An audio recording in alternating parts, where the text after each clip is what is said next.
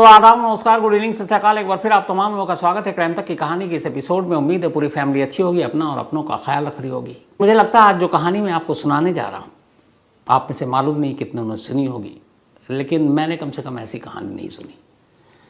ये वो कहानी है जिसको जब समझा, रिसर्च किया, इसके पीछे तमाम खोज रहा था, बहुत सारी स्टडी करनी पड़ी। तो इस कहानी को जानते हुए और जब मैं कहानी में डूब रहा था, मैं खुद डर रहा था और डर के साथ एक क्यूरियोसिटी थी, आगे क्या, ऐसा कैसे, क्या ये मुमकिन है, क्या ऐसा हो सकता है। लेकिन ऐसा हुआ, और इसलिए मैं कह रहा हूँ ऐसा हुआ कि अमेरिका वर्जीनिया यूनिवर्सिटी, नामी गिरामी यूनिवर्सिटी, वहाँ के साइंटिस्ट तक जो पुनर्जन्म के एक्सपर्ट्स हैं, उन तक को इस एक स्टोरी के लिए इंडिया आना पड़ा और उन्होंने आकर यहाँ पूरा रिसर्च किया, फैक्ट्स ढूंढे और फिर उन्होंने भी कहा कि ये पुनर्जन्म की ही कहानी है। शायद दुनिया में इकलौती पुनर्जन्म की ये कहानी है जिसको इसके एक्सपर्ट्स ने एक तरह से सर्टिफिकेट दिया कि इसमें कोई झोल नहीं है, इसमें कोई गलत नहीं है। पहले कहानी, फिर आपको फैक्ट्स। उत्तर प्रदेश में एक जगह है इटावा, आप लोग जानते होंगे, बहुत नामी जगह है। इसी इटावा के एक गांव में एक परिवार रहा करता था, एक ठाकुर का परिवार। इस परिवार में 3 लोग थे जो गरीब लोग थे, पति पत्नी और उनकी एक बेटी। लेकिन जिस गांव में ये रहते थे उस गांव का नाम है शरीफपुरा। देश में उस वक्त गांव में इतना विकास नहीं हुआ था, न वहाँ बिजली थी, न पानी, न सड़कें, न अस्पताल, न डॉक्टर। बेहद पिछड़ा हुआ ये इलाका। और इसी इलाके में एक ठाकुर गरीब परिवार, उसमें एक लड़की का जन्म होता है और उसकी पैदाइश हुई 1968 में। घर वालों ने नाम रखा सुमित्रा। गांव में कोई रोज़गार भी नहीं था, इसलिए इस गांव के जितने भी मर्द थे वो कामकाज के सिलसिले में इस गांव से दूर बड़े बड़े शहरों में पहुंच जाते। सुमित्रा के पिता भी दिल्ली में आकर मजदूरी और बाकी छोटे मोटे काम कर रहे थे। लेकिन सुमित्रा अभी कुछ साल की हुई, उसकी माँ की मौत हो गई। बाप नौकरी और घर चलाने के लिए घर से दूर, माँ का साया सर से उठ चुका। एक दूर के कज़न ने, जिनकी उम्र भी ज़्यादा थी, अब उन्होंने सुमित्रा को पालना पोसना शुरू किया। सुमित्रा धीरे धीरे बड़ी हुई। बचपन से ही एक तरह से उसको अकेलापन मिला। जब सिर्फ वो 13 साल की हुई तभी घर वालों ने उसकी शादी कर दी, और शादी एक जगदीश सिंह नाम के शख्स की। जगदीश भी छोटे मोटे काम किया करता था और काम के सिलसिले में अक्सर वो भी उस गांव से बाहर रहता। तो अब पति भी कुछ वक्त के लिए साथ रहा सुमित्रा के, लेकिन फिर घर चलाना था इसलिए वो शहर में नौकरी करने लगा। शादी होने के बावजूद एक तरह से सुमित्रा के अंदर फिर वही अकेलापन, फिर वही उदासी, आसपास कोई नहीं। जैसे बचपन में माँ बाप करीब नहीं रहे। शादी के बाद पति घर चलाने के लिए, वो सुमित्रा से प्यार करता था लेकिन मजबूरी थी, सबका पेट पालना था। सुमित्रा के सास ससुर भी थे, वो साथ रहते थे, लेकिन उनके साथ वो उतनी घुली मिली नहीं थी। तो इसी तरह से ज़िंदगी चलती रही। लेकिन पहली बार 1984 में दिसंबर में सुमित्रा ने एक बेटे को जन्म दिया। जब उसने बेटे को जन्म दिया, उसके बाद पहली बार उसे लगा कि अपने अब तक की पूरी ज़िंदगी में शायद उसका कोई एक साथी आया उसके साथ, जिसके साथ वो बात कर सकती है, जिसके साथ वो हंस सकती है, बोल सकती है, वो उसका अपना बेटा। बेटे की पैदाइश के बाद अब सुमित्रा बहुत खुश थी। दिन भर अपने बेटे को सीने से लगा कर रखती थी। जब वो खाना बना रही होती या फिर पानी लेने के लिए बाहर जा रही होती, उन पलों को छोड़ दे। तो जब भी उसके दोनों हाथ खाली होते थे, उन दोनों हाथ का सिर्फ एक काम था, और वो था अपने उस बेटे को अपने सीने से, अपने कलेजे से लगा कर रखना। क्योंकि उसे लगा था कि दुनिया में उससे बेटे से बढ़कर उसके लिए कोई खुशी नहीं आई। 5 महीने का उसका बेटा हो चुका था। 5 महीने के बाद एक रोज़ सुमित्रा गांव के बाहर, जैसे मैंने कहा, पानी था नहीं, एक कुआं था जहाँ से तमाम लोग पानी भरा करते थे। तो दोपहर के बाद उसने अपना बर्तन उठाया और कुएं से पानी भरने के लिए, जो उसका रूटीन का काम था, वो पहुँचती है। जब वो पानी भरने जाती थी तब भी अपने बेटे को अपने साथ ले जाती थी, और जब वो पानी कुएं में रस्सी डालकर खींचती, उस वक्त बेटे को वहीं पर पास में लिटा देती। करीब अप्रैल की बात है ये, 1985 दिसंबर में बेटा पैदा हुआ था 1984 में। एक रोज़ वो शाम को कुएं से पानी निकाल रही थी और पानी लेने के बाद अब वो वापस घर की तरफ लौट रही है। हाथ में उसके पानी का बर्तन है और एक हाथ से उसने अपने बेटे को 5 महीने के सीने से लगाकर चली जा रही है। गांव के और भी लोग पानी भर भर कर अपने अपने घरों की तरफ बढ़ रहे हैं। तभी अचानक पता नहीं क्या हुआ, लोगों की कानों में एक चीख की आवाज़ सुनाई दी। उन्होंने देखा, जब पलट कर तो देखा कि सुमित्रा अपनी जगह पर जा रही थी और वो अचानक रुक गई और वो वहीं पे एक मूर्ति, एक स्टैचू की तरह खड़ी हो गई है। बच्चा, उसका जो पानी का सामान था वो नीचे उसके हाथ से छूट गया। बेटा एक हाथ से उसके सीने में है, उसने दबा रखा है, और दूसरा हाथ उसका आसमान की तरफ उठा हुआ है और उसकी उंगलियां जो हैं वो पीछे की तरफ मुड़ी हुई हैं। आंखें, उसकी जो दीदा आंखों, वो चारों तरफ राउंड सर्किल में घूम रहा है। तेज तेज आवाज में वो अपने दांतों से दांतों को बजा रही है और बीच बीच में एक जोर जोर से सांस ले रही है। जब लोगों ने देखा और कुछ औरतें वहां पे करीब पहुंची तो उसका उस हुलिये को देखकर सुमित्रा के वो सब घबरा गए, डर गए। कई ने आवाज दी सुमित्रा, लेकिन वो कहीं से भी होशो हवास में नहीं। और वो लोग डरे सहमे दूरी बनाकर उससे खड़े हुए, किसी की हिम्मत भी नहीं हो रही उसके इस रूप को देखकर। अच्छा, गांव में डायन, भूत, प्रेत, ये सारी चीज़ें बड़ी मानी जाती हैं। तो औरतें घबरा गई, उन्हें लगा कुछ मर्द भी वहाँ पर सुनकर आ गए, लेकिन उन्होंने जब सुमित्रा का ये रूप देखा, उसके हाथ एकदम टाइट और ऊपर की तरफ उठे हुए हैं, उंगलियाँ पीछे की तरफ मुड़ी हुई हैं, आँखों का दीदा घूम रहा है और वो कट कट दांत बजा रही है। पर अपने एक बच्चे को जो है एक हाथ से उसने पकड़ रखा। अच्छा, उसने अपने बच्चों को इतनी ज़ोर से झगड़ा कि अब बच्चा रोने लगा। बच्चे के रोने की आवाज़, उधर उसके दांत के कटकटाने की आवाज़ और स्टैचू की तरह उसका खड़ा होना, पानी का बर्तन नीचे, लोग आवाज़ दे रहे हैं लेकिन करीब नहीं जा रहे हैं। करीब 5 मिनट तक ये सीन चलता रहा। 5 मिनट के बाद अचानक सुमित्रा का हाथ नीचे गिरा और उसने देखा उसका बच्चा रो रहा है। उसने फ़ौरन उसको चुप कराना शुरू किया। फिर उसने देखा बर्तन, पानी तो गिर गया, उसने वो उठाया। जब पलटती है तो देखती है कि भीड़ लगी हुई है गाँव वालों, सब उसकी तरफ देख रहे हैं। उसे कुछ समझ में नहीं आया। उसने पूछा, क्या हुआ, क्यों मेरी तरफ देख रहे हो? किसी की बोलने की हिम्मत नहीं, बोले कुछ नहीं कुछ नहीं, ऐसे ही। अब सुमित्रा को लग रहा है कि कुछ तो हुआ है, लेकिन ये बता नहीं रहे। और फिर उसे लगा कि मतलब उसे कुछ याद ही नहीं क्या हुआ, पर बच्चा उसका रो रहा है। वापस वो पानी भरती और तेज़ी से अपने घर की तरफ चली जाती। घर पहुंचने के बाद भी उसे एहसास है कि वहाँ पर कुछ हुआ, लेकिन लोग मुझे बता नहीं रहे। फिर उसे लगा क्या पता कुछ हुआ हो। उसके बाद वो रात पूरी ठीक से गुजरी। अगले 2-3 दिन गुजरे। एक रोज़ वो किचन में खाना बना रही थी। सास ससुर घर पे थे, पति काम के सिलसिले में गांव से बाहर शहर में। खाना बनाते बनाते अचानक सास के कानों में आवाज़ आई कुछ कटकटाने की और ज़ोर ज़ोर से किसी की सांस लेने की। वो इधर उधर देखते हुए किचन में पहुंची। घर का ही एक हिस्सा था रसोई, घर के बाहर दहलीज के। तो जब वो गई तो सास देखकर घबरा गई। जो सुमित्रा थी वो सेम जो 4-5 दिन पहले हुआ था। इस बार उसके दोनों हाथ ऊपर थे क्योंकि बेटा अंदर सो रहा था, और हाथ ऊपर, उंगलियां पीछे की तरफ मुड़ी हुई, आंखों के दीदे घूम रहे हैं, दांत कटकटाने की आवाज़, बीच में ज़ोर ज़ोर से सांस लेने की आवाज़। सास ने उसका ये रूप देखा, वो घबरा गई, वो ज़ोर ज़ोर से उसको आवाज़ देने लगी, वो किसी की नहीं सुन रही है। और करीब 10 मिनट तक ये सिलसिला चलता रहा और उसने किसी की आवाज़, तब तक वो ससुर भी आ गए, सब बोलने लगे, कुछ पड़ोसी आ गए, लेकिन उसने किसी को सुना ही नहीं। वो अपने होश में ही नहीं थी। करीब 10-12-15 मिनट बीते।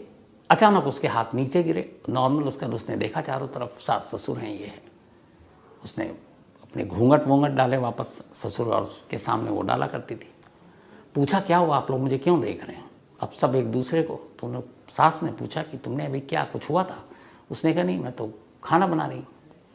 सास ने भी कुछ नहीं बोला। जो रूप देखा था उससे वो भी डरी हुई थी। उसके बाद वो गई अपने, फिर बच्चे को देखा, बच्चे को गोद उठाया। 5 दिन में ये दूसरी बार था। लेकिन इसके बाद अब घर वालों ने उसके पति को इन्फॉर्म किया। पति भी आया तो उन्होंने कहा ऐसे ऐसे है। लेकिन फिर कुछ दिन बीता, वो ठीक नॉर्मल थी। एक रोज़ फिर यही हरकत। अचानक उसके हाथ ऊपर, उंगलियां पीछे, आंखें नाच रही हैं, दांत कटकटा रहे हैं, तेज तेज आवाज़ आ रही है। पति देखा पहली बार इस रूप में अपनी पत्नी को, वो भी घबरा गया। अब ये हुआ कि नहीं कुछ है तो क्या करें, गांव में वैद्य है, हॉस्पिटल डॉक्टर कुछ था नहीं, और बिल्कुल फिट सुमित्रा, कोई बीमारी नहीं कुछ नहीं। तो गांव के वैद्य जी को बुलाया गया और कहा गया कि ये हरकत है। अब तक ये बात गांव के लोगों से भी पता चल चुकी थी कि ये कुएं पर हुआ, उसके बाद हुआ।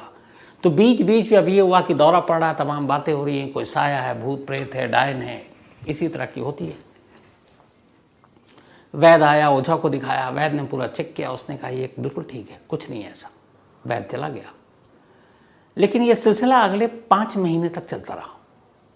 अगले 5 महीने तक बीच में कभी भी सुमित्रा को इसी तरह का दौरा पड़ता और वो अपने आप में सब कुछ भूल जाती और उसे कुछ याद ही नहीं रहता। अब पति ने भी उधर शहर जाना छोड़ दिया, क्योंकि पत्नी है, सास ससुर ने कहा भाई देखो हालात ठीक नहीं है, क्या पता कुछ हो जाए। इधर ये भी डर है कि कभी किसी ऐसे हालात में वो बच्चे को कुछ ना कर दे। तो अब दिल पर पत्थर रखकर सुमित्रा ने अपने बच्चे से भी थोड़ी सी दूरी बनानी शुरू कर दी कि कभी ऐसा ना हो कि मैं उस रूप में चली जाऊं और बच्चे को ही अपने नुकसान पहुंचा दूं। तो अब ज़्यादातर बच्चे सास के पास रहते, मतलब अपनी दादी के पास, और ये सारा सिलसिला चलता रहा। धीरे धीरे वक्त बीता। 16 जुलाई 1985 की तारीख आ गई। 16 जुलाई 1985 को अपने घर पर सुमित्रा मौजूद थी। दोपहर का वक्त था, सबने खाना खा लिया था। सुमित्रा अपने बेटे के पास उसको गोद में लेकर खेल रही थी। फिर उसने अपने बेटे को नीचे रखा। उसने कहा कि थोड़ा सुस्ता ले, उमस और गर्मी का माहौल भी था। लेकिन तभी दोपहर अचानक फिर से वो उसी रूप में आ गई। उसके दोनों हाथ आसमान की तरफ, एक ही लक्षण होते थे उसके, उंगलियां पीछे की तरफ, आंखें, जो दीदा है वो घूम रहा है, दांत कटकटा रही है, ज़ोर ज़ोर से सांसें ले रही है और कुछ बोलने की कोशिश कर रही है, बोल नहीं पा रही है। पति और सास ससुर, अब तक पड़ोसी और सब, इन सबको पता था कि कुछ होता है इससे, लेकिन ये था किसी को नुकसान नहीं पहुंचा रही है। तो बहुत सारे लोग थे, तमाशबीन भी थे, कुछ डरे समय। बच्चों को लोग डराने लगे थे, देख सुमित्रा के पास भेज देंगे तो ये बदमाशी मत कर। तो ये सब चल रहा था। 16 मई 1985 को जब ये हुआ तो उस दिन पहली बार एक अजीब चीज़ हुई। सुमित्रा उसी रूप में थी, दांत कटकटा रही है, सांसें ले रही है, और अब तक वो बीच में कुछ बोलती थी, किसी को समझ में नहीं आता था। लेकिन उस दिन उसने एक लाइन बोली, और जब वो लाइन बोली तो जिसने भी सुना वहीं पे सब सहम कर रह गए। उसने कहा ठीक 3 दिन के बाद आज से मैं मर जाऊंगी। 16 जुलाई 1985 दोपहर का वक्त, और उसने पहली बार ये कहा, और चूंकि उस रूप में देखकर सारे लोग मौजूद थे, कुछ पड़ोसी थे, सास ससुर पति, तब उसने एक लाइन कही कि बस आज से ठीक 3 दिन के बाद मेरी मौत है। और ये कहती ही फिर वो अपने नॉर्मल रूप में आ गई। बिल्कुल वही सुमित्रा जो एक अच्छी माँ, पति की सेवा करने वाली, सास ससुर के साथ ठीक से बात करने वाली, खाना बनाने वाली। अब जब उसने बोला तो हर एक घर वाले सारे सहम गए कि ये क्या बोल रही है। 16 जुलाई यानी कि 19 मई इसका लास्ट डे होगा। कोई ऐसा कैसे कह सकता अपने मौत की भविष्यवाणी। पूरा घर परेशान। अब पति ने सुमित्रा से पूछा कि तुम्हें याद है कि तुम जो ये सब जिस दौरे में जो मैं पढ़ता है उसमें क्या तुमको कोई भी चीज़ याद है? बोली नहीं, मुझे कुछ याद नहीं है। तो उसने कहा तुमने कुछ लाइन कही थी, तुम्हें याद है? उसने कहा नहीं याद है। तो उसने कहा मैंने क्या कहा था? उसने कहा तुमने पति की मजबूरी थी, उसने बोल दिया। उसने कहा तुमने ये कहा कि ठीक 3 दिन के बाद तुम मर जाओगी। तो उसने कहा क्या बक रहे हो? उसने कहा हाँ। अब सुमित्रा के दिमाग में ये बात बैठ गई। उसे लगा ये क्या है। लेकिन अगले 3 दिन तक 16, 17, 18 वो बिल्कुल नॉर्मल रही। अब 19 मई बल्कि 19 जुलाई 1985 की तारीख आ गई। ये वही डेट थी जो सुमित्रा ने अपनी मौत के लिए चुनी थी, जब उस दौरे में थी और वो बोल रही थी। 19 जुलाई 1985 सुबह हुई, दोपहर, सुमित्रा बिल्कुल ठीक। बट उसने उस दिन भी यही किया कि वो अपने बच्चे से खुद को दूर रखती थी। जब कुछ लोग उसके आसपास हों तो बच्चे को प्यार करती, सीने से लगाती, बाकी उसकी दादी के पास ही होती। 19 को सुमित्रा ने एक चीज़ ये किया कि उसने कहा मैं ऐसा कोई काम नहीं करूँगी जिससे मेरी मौत हो सके। उसने कहा मैं ऊंचाई पे नहीं जाऊंगी कि फिसल जाऊं, मैं आज खाना नहीं बनाऊंगी, चूल्हे के करीब नहीं जाऊंगी कि आग न लग जाए, मैं आज जंगल की तरफ नहीं जाऊंगी, मैं आज कुएं पे पानी नहीं भरने जाऊंगी कि कुएं में न गिर जाऊं। मतलब ऐसी चीज़ जो एक इंसान अपने उसमें कर सकता है कि इन वजहों से हम मर सकते हैं, उन सारी चीज़ों से उसने कहा कि मैं दूरी बनाऊंगी, और उसके पति ने भी यही बात उससे कही। धीरे धीरे दोपहर से शाम हो गई। सुमित्रा बिल्कुल ठीक। घर वालों को अब लगा कि चलो कुछ घंटे की बात है, और ये जो उसने कहा था 3 दिन पहले, ये गलत साबित होगा। घर के अंदर है सुमित्रा, क्योंकि हर तरफ से वो बच रही, कुछ नहीं चाहती ऐसा करे कि जिससे कोई एक्सीडेंट हो, कोई हादसा और उसकी मौत हो जाए। आराम कर रही है, कोई खाना वाना नहीं बनाना, बाहर नहीं जाना। शाम हो गई। उसे कुछ घुटन सी महसूस हुई, उसे लगा कि बहुत है कमरे के अंदर, चलो बाहर नहीं जाना, दरवाजे पर खड़े होकर थोड़ी ठंडी हवा ले लेते हैं, क्योंकि शाम की हवा भी आनी शुरू हो गई थी। अब वो दरवाजे पर खड़ी हो गई। इत्तेफाक से उसकी एक दोस्त वहाँ से गुजर रही थी। उसने उसको आवाज़ दी। उसने कहा कहाँ जा रही हो, कैसी? उस दोस्त को भी इसके बारे में पता था, और ये भी पता था ये तीसरे दिन की कहानी। अब वो उससे बात करने लगी, दरवाजे के बाहर निकली। अब वो जाकर करीब बात कर रही है, और दोनों हंस कर बात कर रहे हैं। वो उससे उसका पूछ रही है खैरियत, तुम अब ठीक हो, तुम्हें क्या हो जाता, तुम तो बिल्कुल हट्टी कट्टी हो। और वो कह रही है ये सब पता नहीं ऐसी है, मैं बिल्कुल ठीक हूँ, मेरे बेटे के आने के बाद से मैं बहुत खुश हूँ। और पूरी बात कर रही है, और बात करते करते अचानक एकदम वहीं खड़े खड़े वो यूं ही खड़ी रहती है, और उसके मुंह से आवाज़ बंद। उसके दोनों हाथ ऊपर की तरफ गए, और इस बार उसने कुछ नहीं किया, न दांत कटकटाए, न उंगलियां पीछे की, न नज़रें घुमाई, बस खड़ी हो गई। अब उसकी सहेली उससे बात किए जा रही है, वो जवाब नहीं दे रही है। उसने उसको हिलाया, और वो चट्टान की तरह, बिल्कुल जैसे कोई स्टैचू नहीं होता, मूर्ति, वो वैसे वहीं अपनी जगह टिकी हुई है। मतलब धक्का देने पर भी वो आगे पीछे या गिर नहीं रही है। उसने 2-3 बार पहले हल्के से, फिर जोर से उससे पूछा, सुमित्रा सुमित्रा। कोई जवाब नहीं दिया। उस दोस्त को मालूम था इस 3 दिन की भविष्यवाणी वाली बात। अब वो बदहवास चीखती है, ज़ोर ज़ोर से रोने लगती है। उसके चीखने और रोने की आवाज़ सुनकर तमाम पड़ोसी और घर के अंदर से सुमित्रा का पति, सास, ससुर सब बाहर आते हैं। अब तक उन्हें ये लगा था कि शायद शाम हो गई, भविष्यवाणी गलत हो गई।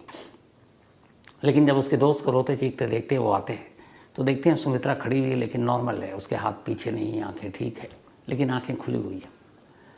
अब वो उसको हिला डुला रहे हैं, लेकिन वो कुछ नहीं, कुछ बोल ही नहीं रही है। बदहवास भाग कर कोई वैद्य को लेकर आता है, वैद्य आता है। अब सुमित्रा को बड़ी मुश्किल से लिटाया जाता है। वैद्य उसके नब्ज टटोलता है, दिल की धड़कन देखता है, आंखें देखता है, और थोड़ी देर के बाद कहता है कि अब सुमित्रा जिंदा नहीं है, ये मर चुकी है। सुमित्रा ने जो भविष्यवाणी की थी वो सच में तीसरे दिन सही साबित हुआ। 19 जुलाई 1985, 16 जुलाई को उसने कहा था मैं 3 दिन बाद मर जाऊंगी, और 19 जुलाई 1985 को मर गई। घर में रोना पीटना मच गया। पूरे गांव को उसकी भविष्यवाणी के बारे में पता था। जिसने भी सुना, अब सुमित्रा के घर के बाहर लोगों की भीड़ जमा होनी शुरू हो गई। वैद्य ने डिक्लेयर कर दिया। अब जितने बच्चे थे गांव के, तमाम माओं ने, उनके घर वालों ने कहा कोई बाहर नहीं निकलेगा। लोग डरे हुए थे सुमित्रा के उस बदले हुए रूप को देखकर, फिर उसके कहने के हिसाब से, और डरे हुए थे कि कहीं अब बाकी किसी घर पर कोई आफत मुसीबत ना आ जाए। बच्चों को सबने घर में रखा। सुमित्रा के घर के बाहर शोक जताने वालों की भीड़ लग गई। अब इसके बाद ये हुआ कि ज़्यादा देर तक शव को घर में नहीं रखेंगे। उस ज़माने में जो गांव के पिछड़पन का आलम था, अस्पताल, स्कूल, सड़क, बिजली, पानी के साथ साथ शमशान घाट भी नहीं था। गांव की किसी खुली जगह पर खुद लकड़ियाँ इकट्ठी करो, एक पंडित को बुलाओ, सारी रस्में मंत्रोच्चार के बीच खुद गांव वाले अंतिम संस्कार कर देते थे। तो कुछ लोग गए, उन्होंने लकड़ियाँ वकड़ियाँ जुटानी शुरू की, जहाँ पे अमूमन गांव के लोगों का अंतिम संस्कार होता था। औरतों को बुलाया गया क्योंकि सुमित्रा महिला थी। अब उसका हिंदू रीति रिवाज के हिसाब से उसका श्रृंगार करना शुरू किया गया, उसको तेल लगाना शुरू किया गया। वो उस गांव की प्रथा थी। सुमित्रा की बॉडी ज़मीन पर है, श्रृंगार चल रहा है, तेल वेल लगाए जा रहे हैं। आधा दर्जन से ज़्यादा महिलाएं इस काम में लगी हुई हैं। एक लाश का श्रृंगार हो रहा है क्योंकि वो सुहागन थी। इसके बाद श्रृंगार करते करते 45 मिनट हो चुका था अब इन सारी चीज़ों को, और सुमित्रा की मौत के बाद ये था कि अब बस अंतिम संस्कार कर दो, क्योंकि एक डर खौफ दहशत थी पूरे गांव में। तो जितनी जल्दी इसकी मतलब अंतिम संस्कार करेंगे, हो सकता है उसकी आत्मा को सुकून मिले। तो इसीलिए उसके अंतिम संस्कार के आनंद फानंद में तैयारी हो गई, और इधर उधर चिता सज रही है, इधर लाश को सजाया जा रहा है।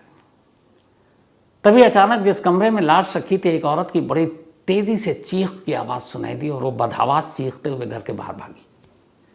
बाहर सारे लोग शोक जताने के लिए खड़े थे, बहुत सारी महिलाएं भी थी। घर छोटा था, बहुत सारी एक साथ नहीं जा सकती थी। इसी बीच में एक दूसरी महिला चीखते हुए घर से बाहर निकली, फिर तीसरी निकली।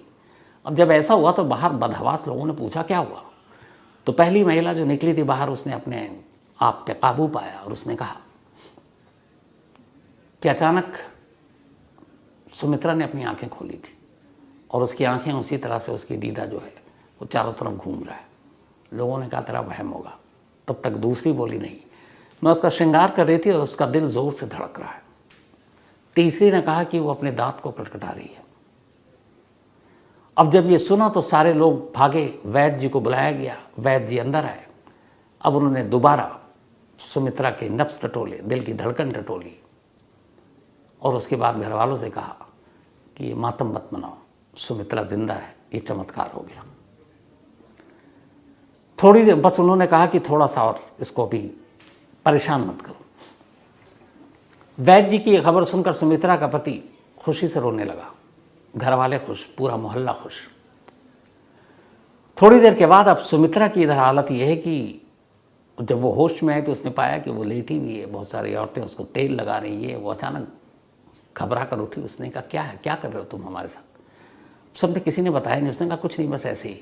उसने कहा नहीं हटो, और आप लोग हो कौन। इतनी देर में अब वैद्य जी चले गए, बाहर खड़े हुए पति जो खुशी में रो रहा था, बदहवास अंदर आया, सुमित्रा सुमित्रा करके चीखते हुए, और आकर सुमित्रा को गले लगा लिया। जैसे उसने गले लगाया, सुमित्रा ने उसकी तरफ देखा। अपने पति को देखते ही उसने एक जोर का धक्का मारा और पति को किनारे किया।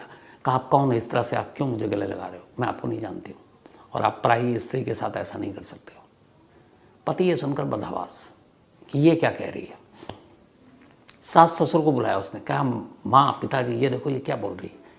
तो उसने कहा तुम्हारे सास ससुर। उसने कहा ये दोनों कौन है, मैं नहीं जानती। तमाम औरतें थी, बोली ये तुम्हारी जो दोस्त जिसके साथ बात करते करते उसने दम तोड़ा था, बोली इसको भी मैं नहीं जानती हूँ। अब सब थोड़ी देर के बाद जब उसने कहा ये तुम्हारा बेटा जो तुमको जान से ज़्यादा प्यारा है, उसने कहा मैं इसको भी नहीं जानती हूँ। सबको लगा कि जो माँ हमेशा अपने सीने से लगा कर रखती थी, अचानक अपने बेटे तक को अपनाने से मना कर रही है और पहचान नहीं रही है, कुछ गड़बड़ है। वैद्य जी को बुलाया गया, कहा कि वो जिंदा तो हो गई लेकिन किसी को पहचान नहीं रही। वैद्य जी ने उसको फिर से चेक किया।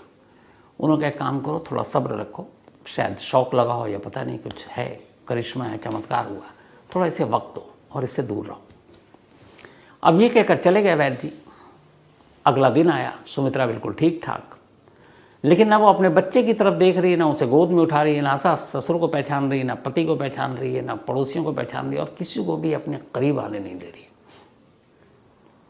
घर वाले इंतज़ार कर रहे हैं कि शायद ये भी एक उसके दौरे का एक्सटेंशन होगा, दिमाग पे असर हुआ होगा, धीरे धीरे वक्त बीतेगा तो वो ठीक हो जाएगी। करते करते इस आलम में 3 महीने बीत गए। 19 जुलाई को 45 मिनट की मौत हुई थी सुमित्रा की। अगस्त सितंबर अक्टूबर आ गया, 3 महीने बीत गए। 1985 20 अक्टूबर। इस 3 महीने के दौरान सुमित्रा ने किसी को भी नहीं पहचाना। तमाम कोशिश घर वालों ने कर ली, ना अपने पति को कभी अपने करीब आने दिया। उसने कहा आप पराये मर्द हो। न सास ससुर को वो दर्जा दिया, न पड़ोसियों को, दोस्तों को, किसी को नहीं। जब अपने बेटे को भी उसने एक बार भी गले नहीं लगाया। लेकिन एक काम वो करती थी, वो एक लेटर लिखती थी और लेटर लिखकर उसको वो करती और अपने पति को कहती कि इसको पोस्ट कर दो। पति अनपढ़, लेकिन घर वाले ये हैरान थे कि सुमित्रा ने तो पढ़ाई की नहीं। हाँ, थोड़ी बहुत उसके जो ताऊ थे उन्होंने पढ़ाया था, लेकिन फिर भी ये लिख रही है कुछ, पर उन्हें लगा कि अब कुछ होगा, या ये भी हो सकता है एक दौरे का पार्ट हो, अपने आप को कुछ और सोच रही हो। पति अपनी पत्नी से बेहद प्यार करता था, वो उसके कहने के हिसाब से गांव के बाहर ही एक वो जो पोस्ट ऑफिस, बल्कि जो लेटर बॉक्स होता है, वो उसमें लेटर डाल देता। 3 महीने तक ये लेटर डालने का सिलसिला चलता रहा। 3 महीने के बाद 19 जुलाई 1985 को सुमित्रा ने 45 मिनट के लिए दम तोड़ा था। 20 अक्टूबर 1985 की तारीख आई। अचानक एक शख्स सुमित्रा के घर पहुंचता है, इसी शरीफपुरा गांव में। और वो शख्स घर पहुंचते ही पहले तो गांव में जाता है, और गांव में जाने के बाद वो पूछता है कि यहाँ पे क्या कोई ऐसी महिला है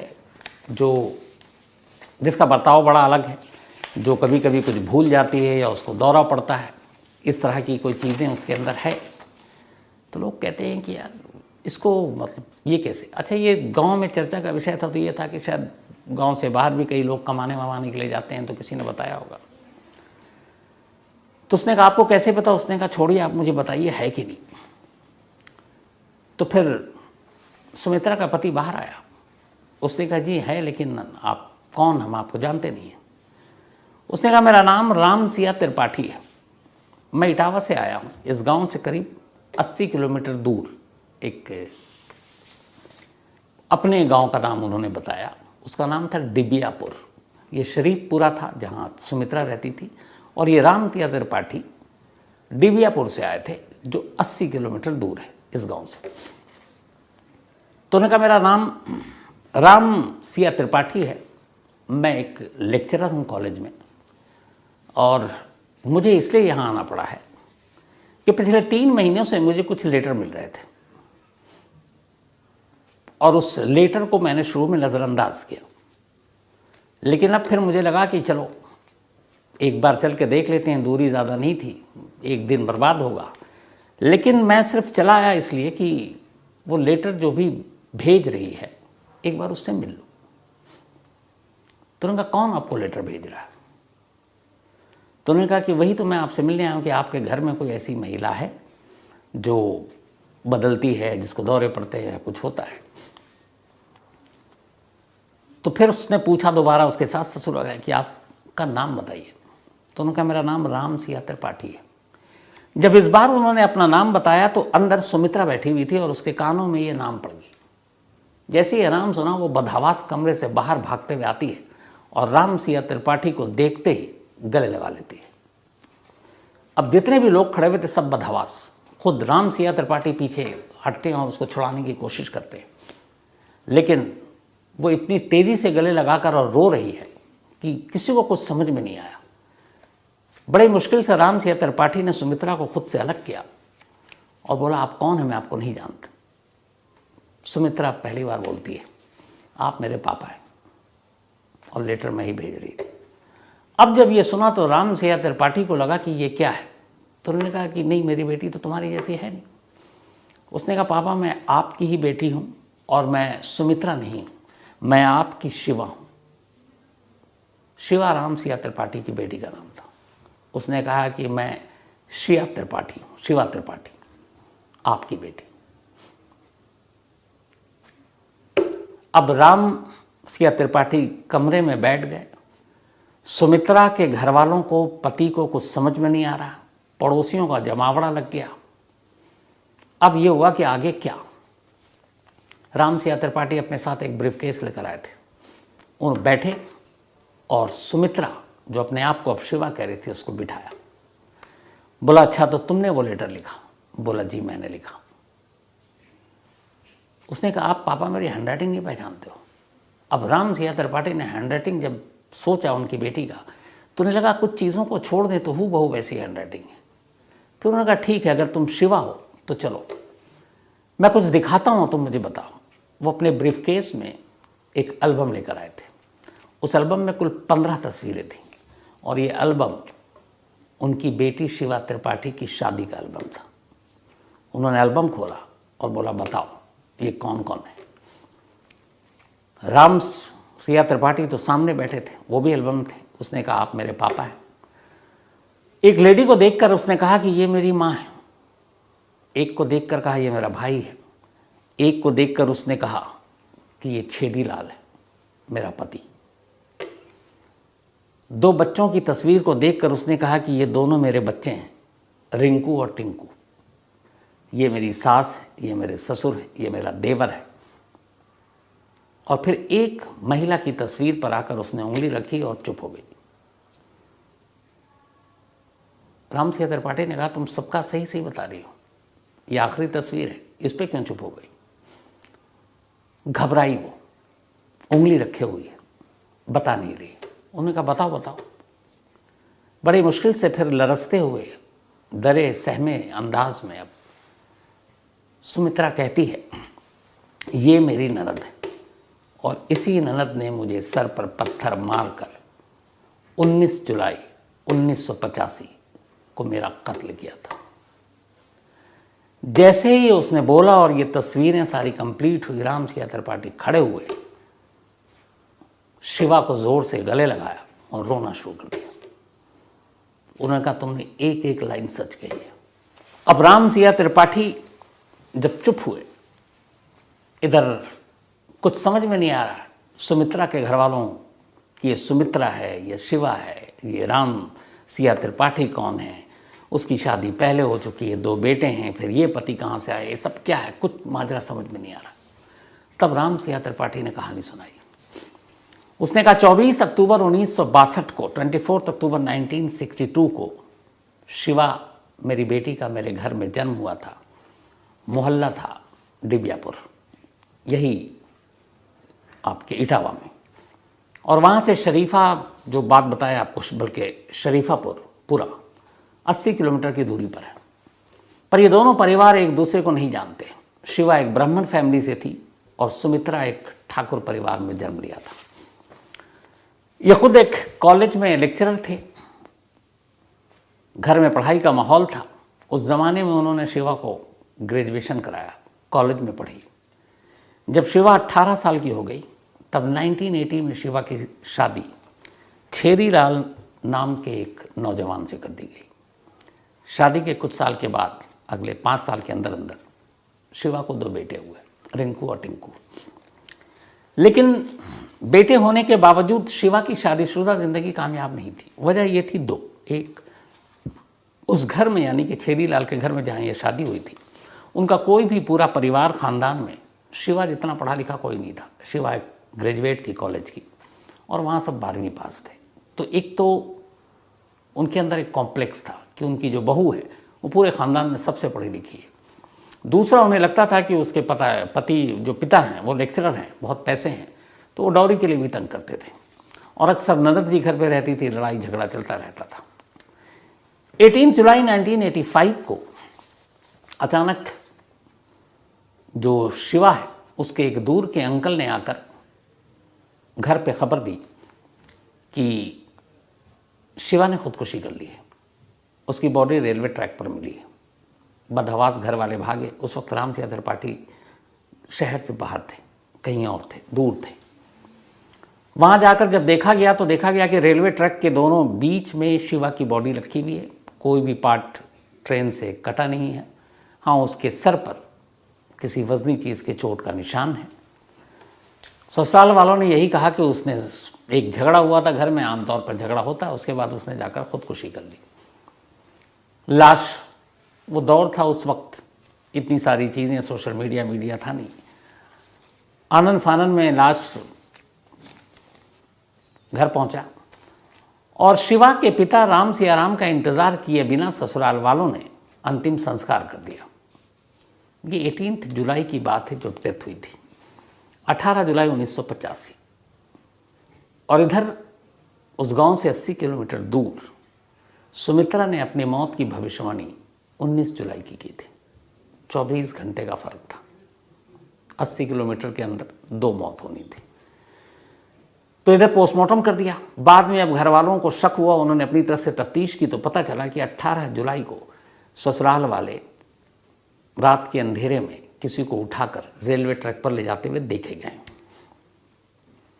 इसी के बाद ससुराल वालों के खिलाफ कंप्लेन किया गया।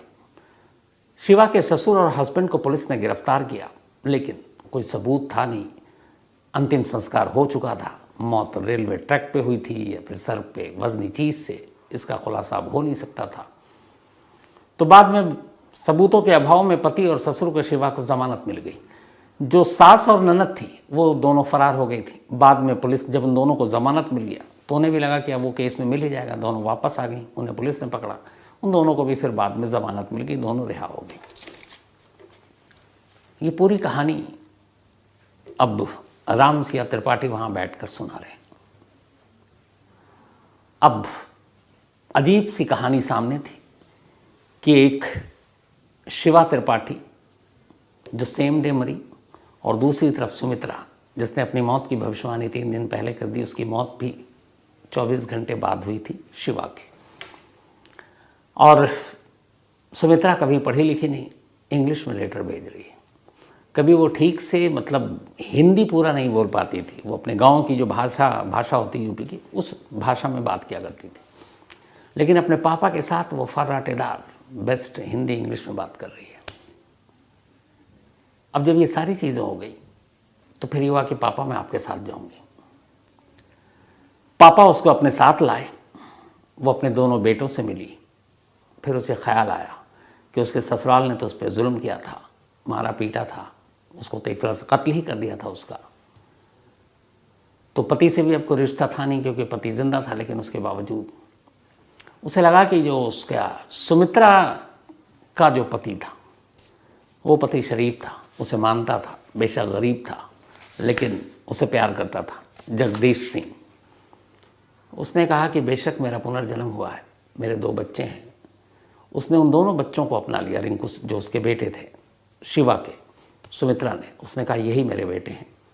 और अपने उस गरीब पति को भी उसने कहा यही मेरा पति है।